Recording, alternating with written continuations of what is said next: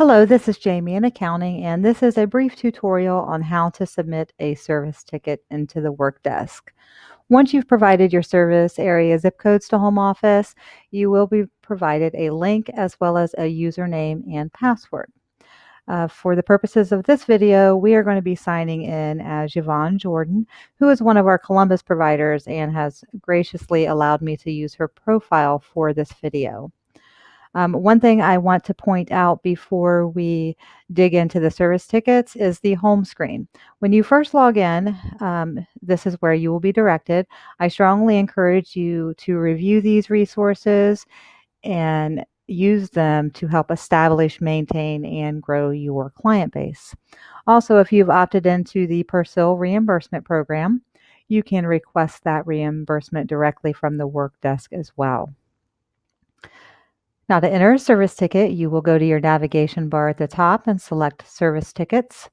Service tickets are due no later than 1 hour prior to delivery of the items. That deadline is very important as it relates to when the client is charged for services. To enter a new ticket, you're going to select Add Ticket and fill in the fields that apply to this particular pickup. The account, you are just going to indicate the account name. This can be a person's name or it can be a business name if it happens to be a commercial account. Pickup name, not a required field. Some people find it helpful to use, particularly when it's a business. If it's a business, you may want to put the name of the person that physically handed you the items. Also, a lot of providers use this as a way to indicate if they have left the items at a predetermined location. Pickup date and drop-off date, pretty self-explanatory. Our turn time is 48 hours. However, there will be situations where that is extended. Perhaps your client's going out of town and they want their items delivered later, or perhaps they want rush service, in which case it would be a shorter turnaround time. Account type, the most common account types are going to be residential and commercial. There are other options available. Again, that's something that you will know at the time that you are assigned the client. New or replacement bags provided. If you give the client any of our nylon laundry care bags, you would indicate that here. Provider payment total. This is going to be a combined total of what you anticipate your payment to be for this particular service ticket. So we will circle back to this after we have filled in everything in our itemized pickup details. Detergent identifier. If you have opted into Persil, that's where you would indicate what detergent you used for this particular client. If you have not opted in, we also have free and clear, and other. Yvonne has opted into the Persil program, so we're going to select the detergent that she used. Persil loads. This is, again, not something that's required. If you track how many loads you do for each client, you can feel free to enter it here.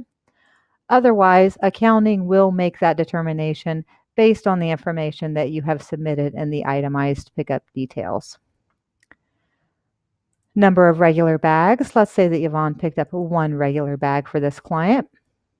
And extra large bags. Now, we no longer offer extra large bags to new clients.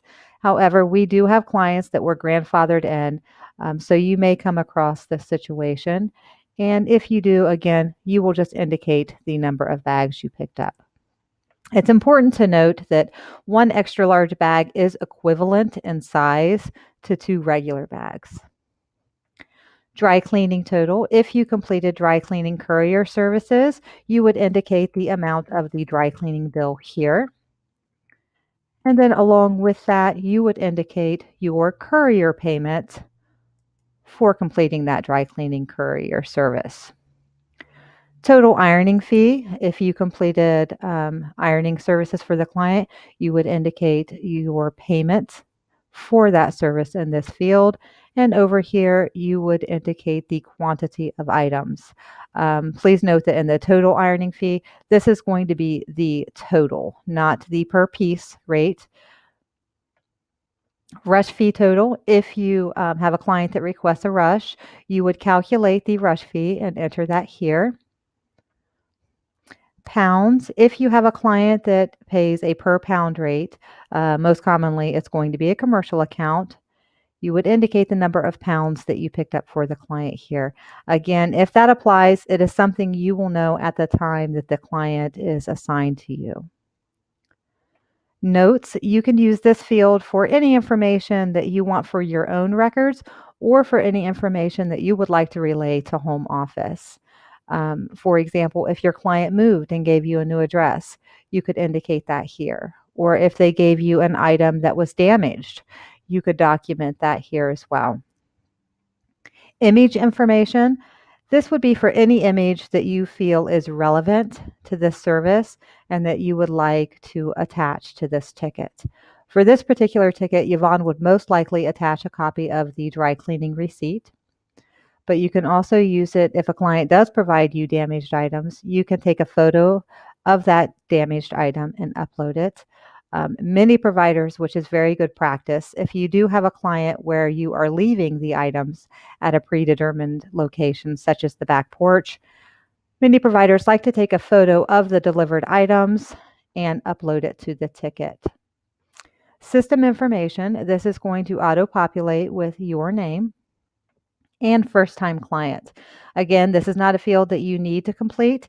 If you do know that this is a brand new client to Laundry Care, feel free to indicate it, but it is something that home office reviews once the ticket has been submitted. So now that we filled in all of the information for Yvonne's pickup, we are going to total up the amount that she is to receive payment. So you have one regular bag at $20, your dry cleaning total of $10, plus your $6 courier fee, and she also provided a new Laundry Care bag to them for $2.50. So Yvonne's total payment for this ticket would be $38.50. And once you have entered that, you can go down and select Save. And the service has been reported to home office. You want to go back to your service tickets and verify that it did save and that it did save accurately. You can see now that this ticket is in Yvonne's pipeline and it has been submitted. If at any time you need to make a change to a ticket, you notice that you made an error, you do want to reach out to accounting prior to making any changes on that ticket. Accounting can be reached at accounting@laundrycare.biz. Once you have submitted the ticket, you are finished and you can go back and review any previous tickets by selecting all service tickets.